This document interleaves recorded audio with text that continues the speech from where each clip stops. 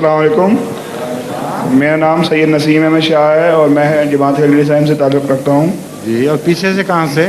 کراچی سے. ٹھیک ہے.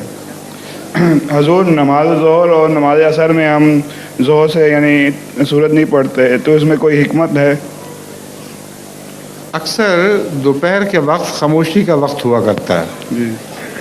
لیکن جتنی میوزک وغیرہ کی مجلسیں ہیں وہ مغرب کے بعد لگتی ہیں.